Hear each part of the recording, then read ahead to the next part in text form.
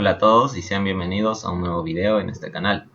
En esta ocasión vamos a desarrollar un problema del curso de termodinámica 2 que dice así: para el sistema etanol 1 y agua 2, basado en la ecuación de Wilson, determinar si existe azeótropo y si existe, calcule la composición y la temperatura del azeótropo para la presión de 101.325 kilopascales.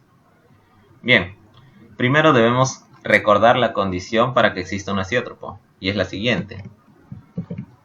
Bien, si se cumple esta condición, que es que la volatilidad relativa cuando x1 es igual a 0 sea mayor a 1 y que la volatilidad relativa cuando el x2 sea 0 sea menor a 1, entonces tendremos un azeótropo en este sistema. Bien, y para calcular estas volatilidades relativas tenemos las siguientes ecuaciones. Bien, estas primeras ecuaciones nos permiten calcular dichas volatilidades y nos dan que tenemos que buscar primero las presiones de saturación tanto del componente 1 y del componente 2 en ambos casos, y el gamma 1 a dilución infinita y el gamma 2 a dilución infinita, ¿no? Y para ello, entonces, lo primero que debemos hacer es calcular las presiones de saturación, ¿no? Pero en este caso particular, cuando nos dan la presión del sistema, que en este caso nos la dan y nos dicen que es 101.325 kilopascales, y no nos dan una temperatura, es un poco difícil y los cálculos se pueden extender un poco más. Entonces, ¿qué tenemos que hacer en estos casos? Lo que tenemos que hacer es hallar la temperatura estimada inicial. O sea, nosotros vamos a suponer una temperatura inicial con la cual vamos a tener que calcular estas presiones de saturación de manera estimada y a su vez estas volatilidades relativas también de forma estimada. Entonces, lo cual hace que la condición a la hora de yo calcular por primera vez estas volatilidades vaya a ser más bien un cálculo estimado y no el cálculo real como tal, ¿no? El cálculo real se va a hacer después de aplicar las ecuaciones del modelo, que son estas de aquí, ¿ok? Luego de aplicar estas ecuaciones yo voy a poder calcular la composición y la temperatura del sistema. Con la temperatura yo voy a poder hallar las presiones de saturación y también los gamma, ¿no? Gamma 1 y gamma 2 al infinito, y así poder calcular los verdaderos valores de la volatilidad relativa en ambos casos.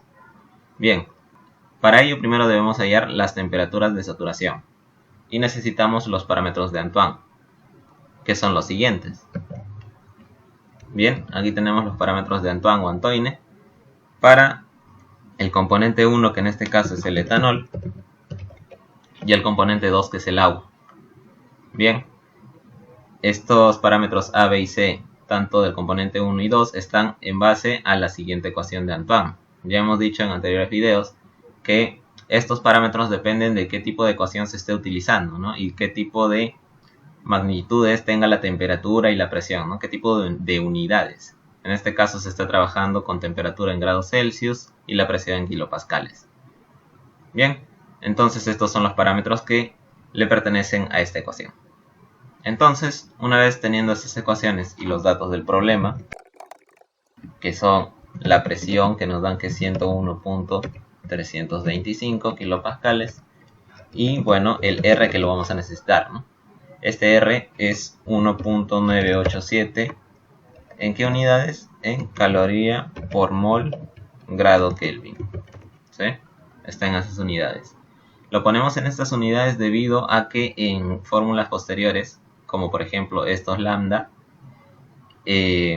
dentro de esta ecuación algunos términos están en unidades de calorías por mol. Entonces, para una simplificación más rápida, en este caso no dentro de este exponencial tenemos una división, y en la división, para no estar transformando, ponemos simplemente el R en estas unidades de caloría, ¿no?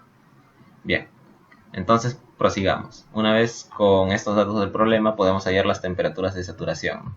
Para el componente 1 tendremos temperatura de saturación que es igual, despejando de la ecuación de Antoine que ya lo habíamos visto, sería igual a B1 sobre A1 menos logaritmo natural de la presión menos C1.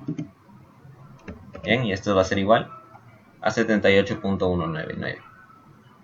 Simplemente es reemplazar, ¿no?, los datos que tenemos, que es A1, B1 y C1, y la presión que también hemos puesto. Entonces, similarmente para el componente 2, la temperatura de saturación 2 va a ser igual a B2 sobre A2 logaritmo natural de P menos C2. Y bien, me sale 99.998. Una vez teniendo las temperaturas de saturación, podemos hallar la temperatura inicial que estaba diciendo anteriormente. Una temperatura estimada. Vamos a ponerle T sub 0. Y este va a ser igual a simplemente el promedio de T de saturación 1 y T de saturación 2. ¿Sí? Simplemente va a ser la semisuma. Entonces eso va a ser igual a 89.098. Ahora, ¿qué sigue después de calcular esta temperatura? Tendríamos que calcular ya las presiones de saturación en base a esta temperatura inicial. Entonces, la presión de saturación del componente 1 va a ser una función de la temperatura y esto va a ser igual a exponencial, ¿no? Despejando de la ecuación de Antoine para la presión de saturación, va a ser igual a 1 menos B1 sobre C1 más la temperatura, ¿no? Que está en grados Celsius. Cerramos paréntesis. Y lo mismo para el componente 2, ¿no? Vamos a tener aquí presión de saturación 2, también es una función de la temperatura. Acá va a ser A2, acá B2 y aquí C2. Bien, pero nosotros queremos calcular esas presiones de saturación para la temperatura T sub 0, ¿no? Que es la temperatura estimada. Y eso va a ser igual a 153.929 para el componente 1 y para el componente 2 va a ser la presión de saturación del componente 2 para la temperatura T0 es igual a 67.8, ¿no? Simplemente acá se ha reemplazado, ¿no? T en base a T sub 0, o sea, a este valor que es 89.098 en esta ecuación. Bien, entonces vamos a ponerlo por aquí y vamos a seguir. Una vez teniendo las presiones de saturación, entonces debemos calcular estos gamma 1 infinito y gamma 2 infinito, ¿no? Que son los coeficientes de actividad a dilución infinita. Y eso lo podemos calcular a partir de estas ecuaciones, ¿no? Vamos a trasladar aquí. Y bien, para ello debemos calcular primero los lambda 1,2 y lambda 2,1. Y necesitamos calcular esto, ¿no? Entonces, primero debemos saber cuánto vale V2 y V1. Y eso son datos de tabla, al igual que el valor de A12 y A21, que son parámetros de interacción binaria, ¿no? En este sistema etanol-agua. Y equivalen lo siguiente. V1 vale 58.2788 y V2 18.07 en unidades de centímetro cúbico por cada mol. Y A12 y A21, aquí tenemos los valores en unidades de caloría por mol. Como había dicho, tendría que estar en estas unidades, ¿no? Para poder simplificar con el R. Y por eso es la razón que nosotros pusimos este valor de R y no el 8.314 que está en Joule por mol Kelvin, ¿sí? Simplemente para simplificar de manera más rápida. Entonces, una vez teniendo eso, ya podemos formular los lambda, ¿no? Entonces vamos a poner lambda 1,2, ¿a qué es igual? Acá me dice, ¿no? A V2 entre V1 multiplicado por la exponencial de menos A12 entre R por T. Pero aquí hay que tener cuidado. Es T, pero en grados Kelvin, o sea, sería T más 273, ¿ok? Este T, que aún no he definido, si se pueden dar cuenta, porque he definido T sub 0, pero no he definido T en ningún momento. Esto sería una función de T, ¿ok? Entonces sería 273.15 para grados Kelvin. Aquí me he olvidado, pero esta es una función de T. Entonces, bien, A12 en función de T viene a ser lo siguiente. Y listo. Lo mismo para A21, de manera similar. Vamos a poner A21 en función de T sería V1 entre V2 multiplicado por la exponencial de A21 negativo, A21 y sobre RT, similar, ¿no? Entonces, una vez teniendo los lambda, yo voy a calcular los lambda para cierta temperatura, que es la temperatura T sub 0, ¿no? Entonces vamos a copiar aquí lambda función de t, pero en este caso t sub 0. Vamos a poner igual y resulta en 0.182. Y esto va a ser similar para lambda 2, 1. Y en este caso resulta 0.855, ¿no? Simplemente se ha evaluado en ambas funciones el valor de t sub 0, ¿verdad? Simplemente se ha hecho eso. Bien, una vez calculado los lambda, yo ya puedo calcular los gamma infinito, ¿no? Entonces voy a calcular eso. Gamma 1 infinito va a ser igual a ¿qué? A la exponencial, ¿no? A partir de acá puedo despejar. Va a ser igual a la exponencial de 1 menos logaritmo natural de lambda 1, 2 evaluado en t sub 0, cierro paréntesis, menos lambda 2, 1 evaluado en t sub 0. Cierro paréntesis y esto va a ser igual a 6.34. Similarmente para lambda 2 infinito. Aquí voy a poner lambda 2 infinito y aquí va a cambiar es lambda 2, 1 y aquí es lambda 1, 2. Doy enter y ya me sale el resultado. ¿Sí? Entonces ya tengo los valores de gamma 1 infinito y gamma 2 infinito. Estos son los valores estimados, recordemos, ¿no? Bien, una vez teniendo estos cuatro valores, yo ya puedo reemplazarlo en las ecuaciones para calcular las volatilidades relativas, ¿no? Entonces es lo que voy a hacer. Las ecuaciones son las siguientes. Tenemos la volatilidad relativa cuando x1 es igual a 0. Esto es gamma 1 infinito por p de saturación 1 evaluado en t sub 0, ¿no? Recordemos que las presiones de saturación que están aquí son funciones de la temperatura y lo hemos evaluado en la temperatura t sub 0, ¿no? Para poder calcular esto de manera estimada, ¿no? Recordemos que hasta ahora hemos hecho simplemente una estimación de las volatilidades relativas. Entonces, una vez calculado esto, ya podemos irnos, bueno, igualmente, ¿no? Para cuando x2 es igual a 0, también se ha calculado. Bien, vamos a ver en las inecuaciones que son la condición. Vamos a ver, cuando x1 es igual a 0 para la volatilidad relativa, ¿es mayor a 1? Sí. Y para el otro caso, ¿es menor a 1? También, es 0.857. Entonces, se puede decir que por el momento sí podemos tener un asiótropo. Pero debemos corroborarlo con las ecuaciones que tenemos aquí, ¿no? Que son las ecuaciones del modelo. Bien, entonces debemos poner estas ecuaciones aquí mismo, las cuales son las siguientes. Aquí tenemos el gamma 1, que es una función tanto de x1 y x2 como de la temperatura. ¿Por qué? Porque está en función de los parámetros lambda 1, 2 y lambda 2, 1, que son a su vez también funciones de la temperatura. Entonces, ya tenemos el gamma 1 y similarmente para gamma 2, ¿no? Es función también de x1, x2 y temperatura. Bien, ahora, sabemos que para un modelo y cualquier modelo de equilibrio líquido-vapor se debe cumplir lo siguiente. Se debe cumplir que Y1 multiplicado por la presión debe ser igual a x1 multiplicado por el coeficiente de actividad de dicho componente, o sea, gamma 1, y esto también debe estar multiplicado por la presión de saturación del componente 1. Y esta presión de saturación, recordando, también está en función de la temperatura, ¿verdad? Similarmente para el componente 2. Entonces, esto también es así. Y aquí debería ir Y2, X2, gamma 2 y la presión de saturación del componente 2. También debemos agregar, no nos olvidemos, que X1 más X2 debe ser igual a 1. ¿Ok? Y que Y1 más Y2 también deben ser igual a 1. Y1 más Y2 deben ser igual a 1. Y como es un asiótropo, ¿qué más se cumple? Que X1 debe ser igual a Y1. Bien.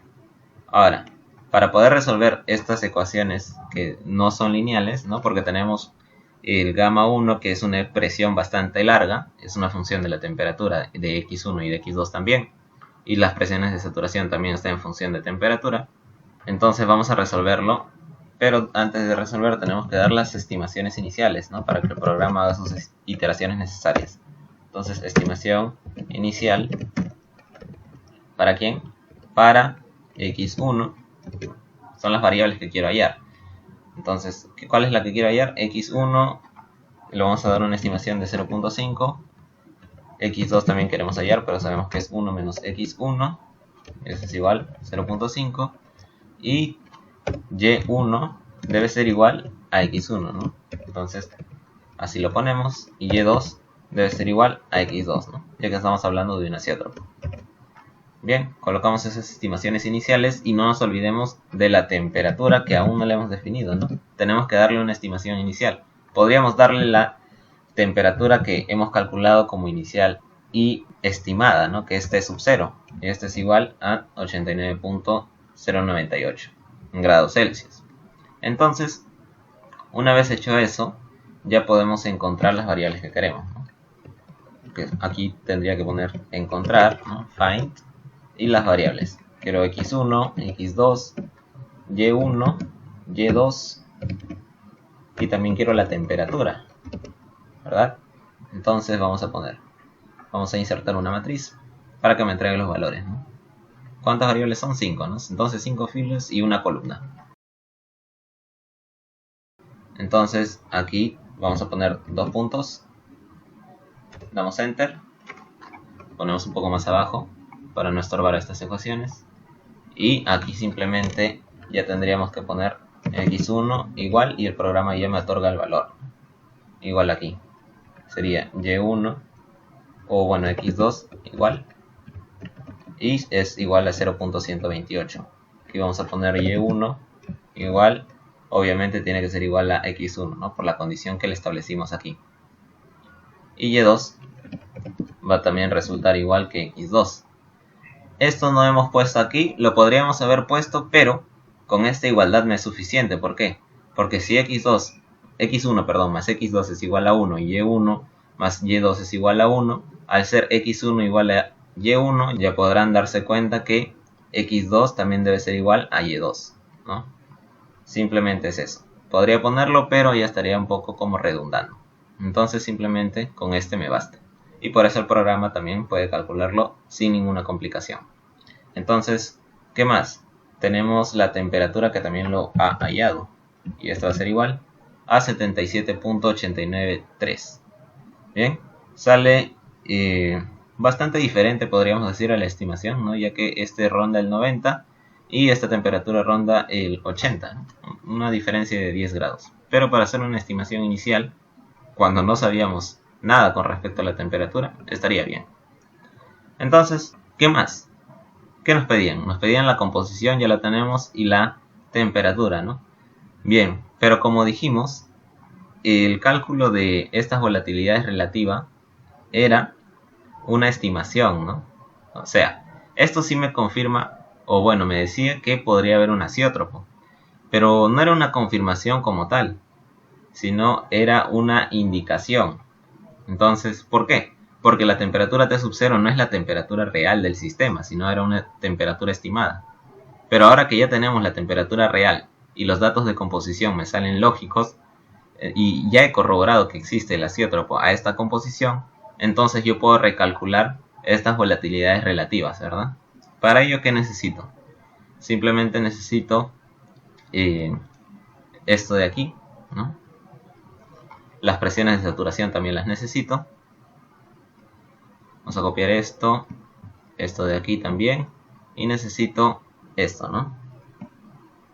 Bien, esto también, y todo eso vamos a copiarlo aquí debajo, porque nosotros ya tenemos todo esto calculado, ¿no? La nueva temperatura también.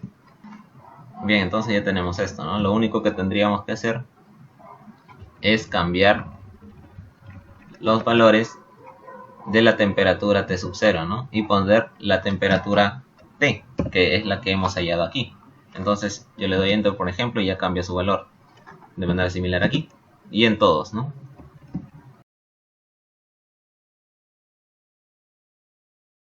Y por último aquí. Y bien, como se podrán dar cuenta, esto ya ha cambiado totalmente, ¿no? Y tenemos las verdaderas volatilidades relativas, que en este caso nos salen 15.358, y para la volatilidad relativa cuando x2 es igual a 0 nos sale 0.829. Vamos a comparar con las anteriores que nos han salido. Bien, aquí podemos darnos cuenta que sale 14.395 y aquí 0.857. En este caso nos salen parecidas, ¿no? Aquí sale 14 y abajo sale 15, aquí sale 0.857 y aquí 0.829. Y bien, una vez comprobado todo esto, ya habríamos acabado este problema. En realidad esta comprobación no era necesaria, ya que simplemente viendo el x1 y el x2 que nos han salido y que tenga coherencia, entonces es más que suficiente para demostrar que existía una azeótropa. Bien, entonces por mi parte sería todo en este video. Gracias por su atención y nos estaremos viendo en la próxima.